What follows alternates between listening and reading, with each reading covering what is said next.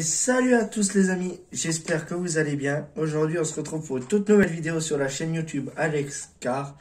Bon, tout d'abord je voudrais m'excuser pour le peu de vidéos, même vidéos inexistantes de ces 3 dernières semaines, voire un mois. Car je vous prépare un projet dans les mois à venir, que je vous présenterai aussi dans les mois à venir. Donc je n'en dirai pas plus. En tout cas, je voulais m'excuser de cette non-activité sur YouTube. Bon, vous avez vu quelques YouTube Shorts, mais je n'ai pas été actif au niveau des vidéos de présentation de miniatures automobiles. Aujourd'hui, je reprends le flambeau.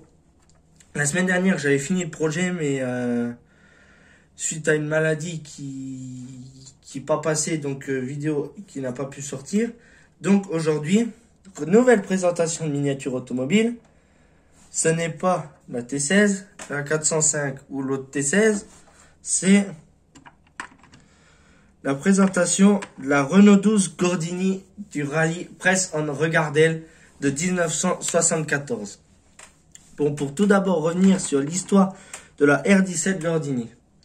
Elle a été produite... Non, l'histoire de la R17, pardon. Elle a été produite de 1971 jusqu'à 1979. Ensuite, elle a été produite à pas plus de 94 969 exemplaires, qui en fait une voiture de la catégorie des coupés, car elle n'est jamais sortie ni en berline ni en break. Elle possédait un moteur Cléon fonte en plus basse puissance, mais je n'ai pas retrouvé la puissance. Et elle possédait les moteurs Cléon aluminium qui augmentaient la puissance. Mais en aluminium, c'est celui de la R17 Gordini. Je vous dirai la puissance tout à l'heure.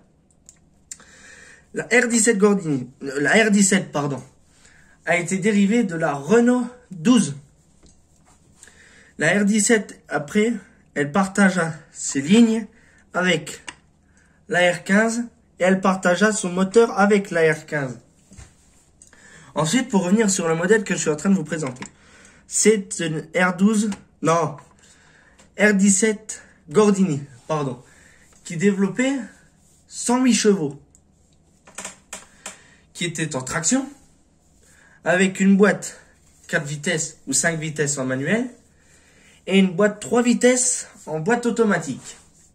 Celle-ci a participé au rallye Press on Regardels en 1974 et a fini sa course en 4e position, portant fermement le numéro 12.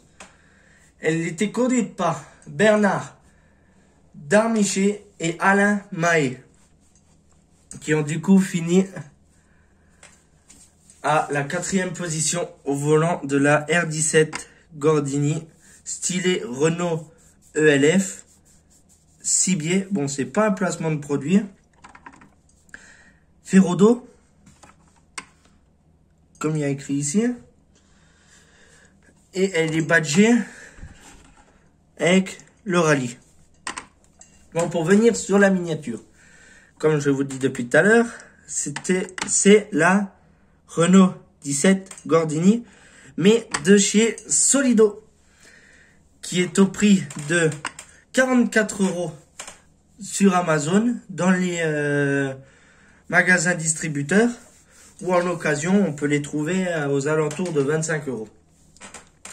Bon, chez Solido, ce qu'il y a toujours de décevant, c'est qu'il n'y a que les portières en ouvrant. Comme je vous les avais expliqué dans d'anciennes vidéos, c'est pour éviter que ça fasse des miniatures à un prix excessif à cause de rajout d'un moule de capot, un moule pour mouler un moteur, un moule de coffre, etc. Donc du coup, elle est extrêmement bien faite, propre, la peinture est bien tirée, et il n'y a aucun défaut. Moi je n'ai aucun défaut, à part peut-être l'écriture qui est sur la pointe de l'antenne, mais à part ça, rien à en dire. Les jantes fidèles de la R17 Gordini. À l'époque, c'était des 3 trous. Alors qu'aujourd'hui, on a plus l'habitude de voir des voitures avec des 4 trous. Devant, elle possède sa calandre qui me fait rappeler des vieux camions Renault. Avec ses phares longue portée. Rétroviseur chrome, tout ce qui s'ensuit. Essuie-glace chrome. Bon, ensuite, pour l'intérieur, ça va être compliqué de vous montrer. Elle possède les mêmes sièges que la Renault Alpine A110. Non, pas A110. Si A110, pardon. Qui était en noir sky. De l'autre côté, elle possède le volant mythique des anciennes Renault à 3 bâtons. Avec le compteur et tous les cadrans. Et puis, quoi dire de plus sur cette miniature? C'est qu'elle est extrêmement bien réalisée. Sur ce, moi, j'ai terminé ma vidéo. Je vous dis à dimanche prochain pour une toute nouvelle présentation. Allez, à plus!